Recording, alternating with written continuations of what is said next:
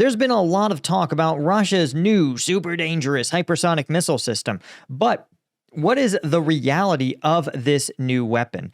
And more importantly, why does much of the fear-mongering actually serve as Kremlin propaganda? I'm Paul, U.S. Army combat veteran. Let's break down the reality of Russia's so-called superweapon. Okay, so this is an interesting story because I had a friend actually reach out to me and say, hey, were you worried about this Russian superweapon during your trip to Ukraine? And I was like, no. And the article that he talked about, he started to rant about kinetic energy weapons, unstoppable missiles, and just an unbelievable capacity that the U.S. simply doesn't have. And I tried to figure out, literally by sticking those buzzwords into Google, and find where these talking points might originate. And one article that sort of captures this sort of thinking seems to be this one on Zero Hedge, which of course is this is just classic Kremlin sort of propagation, where you can see that the article appears on this Zero Hedge site, which is the finance and geopolitics doom and gloom site, right? For the past 15 years, they've been reporting that the economy and the global world order is going to collapse in just 90 short days. We are now entering our second decade of Zero Hedge, waiting for the big collapse. But you can see that it's by an anonymous author, but then it says authored by James Rickards at something called dailyreckoning.com, okay? Now, this is, dailyreckoning.com is probably not where you should get your news source, but again, we're going to talk about why. So, one, this article has a huge level of bias because it literally tells you what to think about the news, right? A good article is not going to tell you, is not going to use language that tells you how to feel about it, right? Like terrifying new Russian weapon. Well, okay, the information, it may elicit terror in someone, but it may also not. Like, a good news report isn't going to tell you how to feel, but they're saying you foolishly gave Ukraine the green light to strike deep into Russian territory using U.S. missiles. Okay, point again, we're not going to refute the whole article, but those of you that follow the actual war know that the U.S. had authorized strikes into Russian territory already, but only in certain circumstances and in and around certain border regions, right? And that Ukraine, with domestically made cruise missiles and domestically made drones, were already able to strike deep into Russian territory. So to say this is some wild escalation is a little bit disingenuous. So, right, Russia, of course, responded with, okay, so here's where things already get confusing. They say Russia launched a new hypersonic missile called the Orishnik, right? Then he says it's a unique weapon designed to send a clear message. Already sort of wrong, but we're going to break down why it's wrong. But we're going to stack all the claims about this site together, and then we're going to break down whether or not they're true or even seem to understand the issue, right? It says the Orishnik uses a system similar to MIRV, multiple independently targetable reentry vehicles, technology common on nuclear ICBMs. Again, this is confusing. This person seems a little confused about what MIRVs are, but that's fine. He says, it has 6 warheads, which each have 6 submunitions for 36 projectiles per missile. Right? Now, he says that the warheads are separated from a booster engine at a very high altitude and then glide down or fall down to their targets. He says the submunitions are glowing due to the friction created against them from falling through the atmosphere at speeds of around Mach 10, right? It says, even at such speeds, the Orishnik submunitions lack significant explosive payloads. The kinetic energy alone would make an effective strike asset. They say it's similar to a sci-fi weapon, sometimes referred to as rods from gods, of rods being flung down from orbit, right? Then he says the U.S. and NATO have no defense against the Orishnik, right? And they never will be able to shoot down 36 projectiles at once, right? Striking before the warhead separates, also unlikely, And then he says this adds to Russia's impressive hypersonic arsenal, a Kinzhal, Zircon, Iskander, all right? And these are all ballistic and cruise missiles, okay? Each of these weapons is fully operational and full production has been used successfully during the Ukraine war. To date, these weapons have only been used with conventional explosives, but the first three can also be armed with nuclear warheads, right? NATO air defenses have not found much, if any, success against hypersonic missiles. And they're going to be even worse, right? Now, here's the thing. They also say U.S. is struggling to get our first hypersonic conventional missile, but the challenges are extreme. Traveling speeds of Mach 5 generates massive heat and friction. Okay. So you see all the claims here. So we need to break down what exactly things are, because he's using a bunch of interchangeable names, right? And this is sort of a problem because there's a bunch of problems. Okay, let's start here with the words for things, right? And words for things matter because when the Pentagon says something, then it means something different than if some guy does. So let's talk about the words he uses. He uses hypersonic and ballistic missile interchangeably, okay? These are not interchangeable terms. This is like using the word rifle and pistol interchangeably. They are not the same thing, and it is a big problem if you think you're going to be in a pistol fight and you end up in a rifle fight, okay? Huge differences, right? So a hypersonic weapon, right, can simply mean a weapon capable of traveling at hypersonic speed, 5 to 25 times the speed of sound. Now, they come in a few flavors, though, including a hypersonic glide vehicle, which is a missile warhead which then sort of glide or bounce through the atmosphere, or the high atmosphere, and kind of a, for lack of a better term, sort of like a skipping rock, right? Where they sort of become a super high loitering munition, right? It's theoretically possible, and think of it like putting a weapon almost into orbit where it circles the globe, skipping on the thin atmosphere with little like sort of boosts where it loiters overhead over the earth, waiting for an order to dive down and strike. The appeal is pretty clear, right? It's sort of like having an on-call ballistic missile, right? Pretty useful. Then they talk about hypersonic cruise missiles using air-breathing engines to reach high speeds, hypersonic aircraft that can exceed Mach 5, and then literal artillery that can fire projectiles that can go up to 5 times the speed of sound, either traditional artillery or things like railguns, right? And it says right here, this is key. Other types of weapons, like traditional ballistic missiles, may achieve hypersonic speeds but are not classed as hypersonic weapons due to the lack of using aerodynamic lift to allow the reentry vehicles to maneuver under guided flight within the atmosphere. Why is this important? Well, because a ballistic missile is, again, a different animal. A ballistic missile, you can see it here. This is a great example. This is a simple example of a MIRV warhead. The missile go up into the low Earth, not low Earth orbit, but leaves the atmosphere into like kind of the lower bounds of space.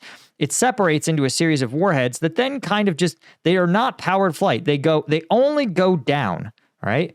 And the words only go down and they hit their targets, right? And the idea is that these ICBMs, right, in this case, you can see they're passing from one continent to another. An ICBM usually carries a nuclear payload, okay? So why is this important? Because this person, whoever wrote this is like a clue, is what they call this. This person doesn't meaningfully distinguish between a hypersonic weapon and a ballistic missile. Okay? Right there is a problem. Ballistic missiles follow a ballistic trajectory, like a ballista, right? Or a catapult. Right? These things shoot thing up, it goes in a parabola, it lands in a spot. And because we can model parabolas in 8th grade algebra, we can actually calculate to a pretty high degree of accuracy where the thing is going to land. That's the ballistic, the math of a ballistic thing. You throw a baseball, and if you know the force and the angle, right, and the wind resistance, you could figure out where it's going to land to a really high degree of accuracy. Right? That's a ballistic missile. So here's the thing. What drives me crazy about more of this, right? So we talked about the fact that what Russia appears to have launched is a ballistic missile, right? Something that the U.S. has categorized as an intermediate range ballistic missile, okay? It is not a hypersonic weapon. Why? Because if you went in the Pentagon and talked about, does Putin have a hypersonic weapon, he would say, they would say, no, this was not that. It was a ballistic missile. Why is this important? Because this is a routinely used weapon system, right? And ballistic missiles with conventional warheads, non-nuclear ballistic missiles, have been used by literally Iraqis, Russians, Iranians, the Chinese, right?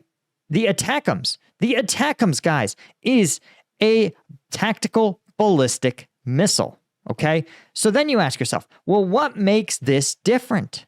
Why are we so worked up about it? Well, it's because he says, that it has MIRV-like technology. Let's see if we can find it here. He calls it technology similar to a MIRV system, okay? And guys, a MIRV is a class of technologies, okay? And so saying it's MIRV-like is again like saying a rifle is gun-like. It's not. There's a couple of different mechanisms, but they're all guns. And again, would you take seriously a firearms instructor who is like, okay, you have a rifle, this is a gun-like device. And you'd go, I think that's just a gun, right? So when someone says this is a MIRV-like device, no. What does it mean? A MIRV, right, is simply a multiple independently retargeted reentry vehicle in an exoatmospheric ballistic missile payload containing several warheads, right? Each capable of being aimed to hit a different target, right? Now, they say the concept is associated with ICBMs carrying thermonuclear warheads, even though there's no special reason that all these technologies should be linked, right? The first MIRV design, by the way, okay, so here's the first problem. They say this Zero Hedge guy pretends that this is actually a hypersonic missile, something the U.S. doesn't have, but it's not. It's a MIRV. It's a MIRVed ICBM, right, with conventional warheads. So does the U.S. have it? Yes. The U.S., in fact, invented it. They invented MIRVed ballistic missiles. You might ask yourself, but Paul, why don't we use MIRVed ballistic missiles? Well, the answer is, in one sense, we kind of do. We use cluster munitions, for example. While each cluster munition, submunition is not targetable, it still provides this submunition effect. The reason is very simple. It's because the U.S. says, listen, it's because the U.S. doesn't want to create confusion. And this is one, first and foremost, the U.S., our primary job, one of the most important things the United States does is provide a nuclear umbrella for our allies, period, right? So the rule of the nuclear umbrella is every country that's subject to Article 5 plus a few other treaties individually, the U.S. has said, listen, you don't have to develop your own nuclear weapons because each new country with a nuclear weapon is another chance for things to kind of go sideways, right?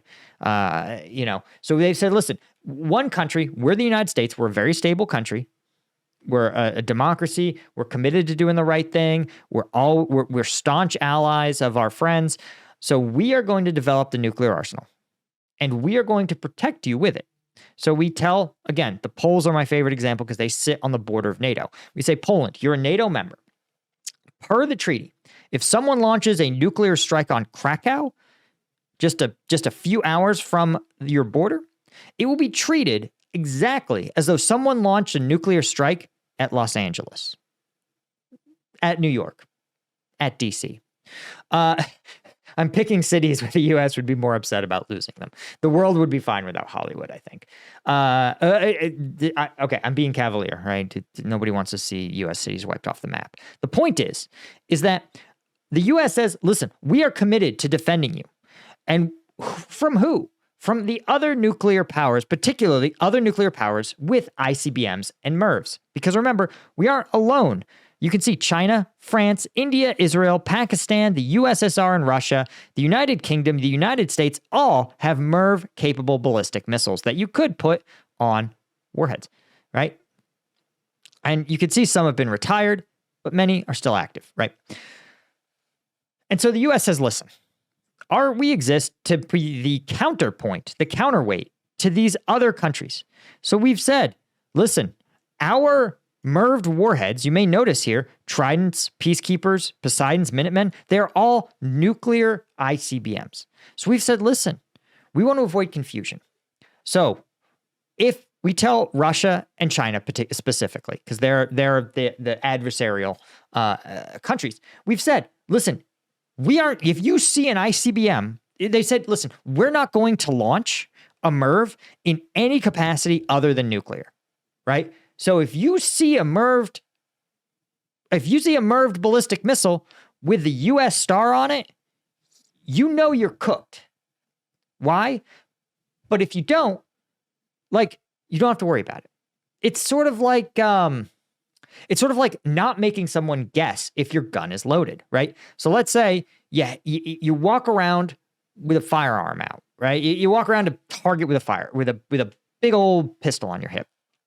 And you say, well, it's not loaded, guys. It's fine. Well, everyone else has to guess. They have to guess and say, I hope he's right. I think he's right. But also, if the gun was loaded, that's exactly what he would say. He would say it's unloaded. You don't have to worry about it. So the best way to keep things on the down low, to keep accidents from happening, is to just don't bring your gun in Walmart. You know what I mean? And so that's the mentality. The U.S. says, listen, we don't want a situation where there's confusion.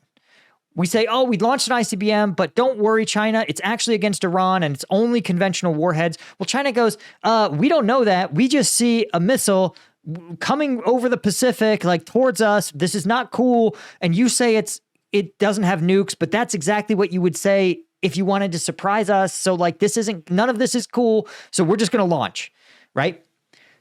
And so the question is not, wow, does Russia have world-beating technology? No. Is Russia being reckless with this system? Here's the thing, guys. Also no. Why?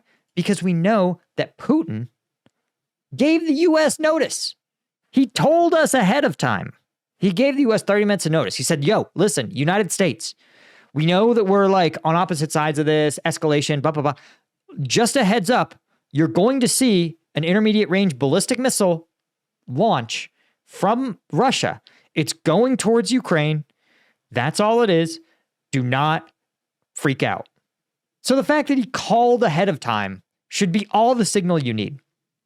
Now we're going to talk about why actually the US and Russia deliberately don't invest in anti-ballistic missile technologies. But first, I wanted to mention that if you want to support the channel and make sure I can continue to do this every single day, you want to become a member at combatvetnews.com. Why? Because twice a week, I find the uncensored combat footage from across the front lines of apparently a bunch of wars now, and we do a deep dive breakdown of the tactics, techniques, where it's happening, but most importantly, this is the best way to support the channel. I don't get many ads because of my controversial takes, apparently, and my willingness to pull no punches, but that means that I depend on you guys to support me and keep me independent. So if you want, check the link in the description. We've also got, by the way, this week, we are checking out exclusive footage from the units actually that supported and helped me in my trip in Ukraine. So they sent me some footage literally with the caption, Touretsk, hell on earth. So it's kind of wild stuff, and we're going to be breaking it down. We're doing real deep dives. So this is the time to become a member. Okay. So again, right? The U.S. is like, you can't stop these vehicles. Not quite. You see, there's a huge movement of anti-ballistic missile systems. And the reason is not what you think. It's because anti-ballistic missile systems would be really hard to get perfect.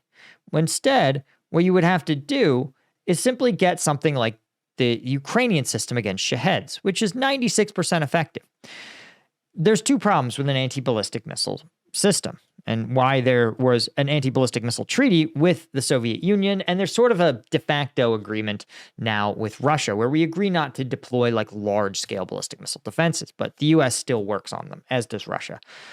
The reason is because there's two reasons. The first is because you accelerate the arms race. So let's say, again, just like we see with the Shaheds, okay? Russia throws 100 Shaheds at Ukraine, knowing that about 96 of them are going to get taken out. So if you want to hit Ukraine, if you want to hit 4 targets in Ukraine, you have to deploy 100 Shaheds. Well, the same math can happen with a ballistic missile if you get a really effective ballistic missile defense.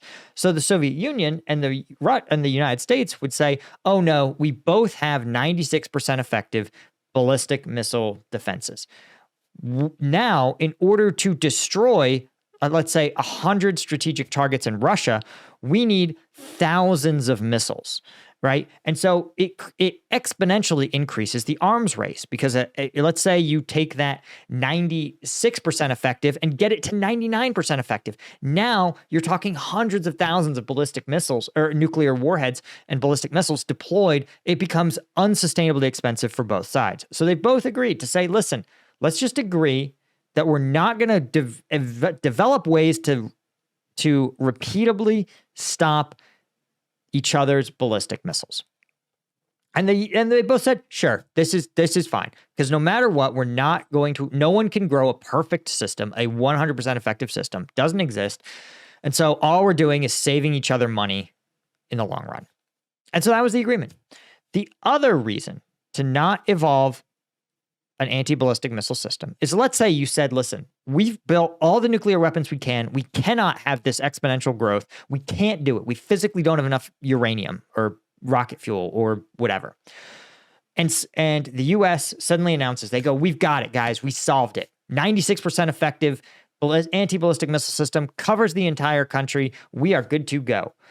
What choice would the Soviet Union have then? Well, the missiles that they have become use it or lose it. And that is a choice you don't want to back your opponent into, where they say, I have a super weapon but it's about to become scrap or 96% scrap. So I better deploy this thing today. And so when people like Zero Hedge go, we have no defense against the ballistic missiles. Yeah, that's the fucking point, guy. It's the point, and it keeps you safe. And this is the sort of thing that sort of bothers me, is that, the average American voter reads at a 5th grade level. And you may have noticed that this was a pretty complex explanation. We're at 22 minutes. This is a long video. And the disconnect between the people that make these important decisions and the voting public is so vast that a lot of times the public, the average person, I would estimate that probably because you can now explain why anti-ballistic missile systems haven't been developed, you're probably in the top probably 1,000, like 1,000th of a percent of American policy thinkers, right? And that's a problem, actually, because again, a lot of people are like, defense good, offense bad. Like, but why would you not build a shield?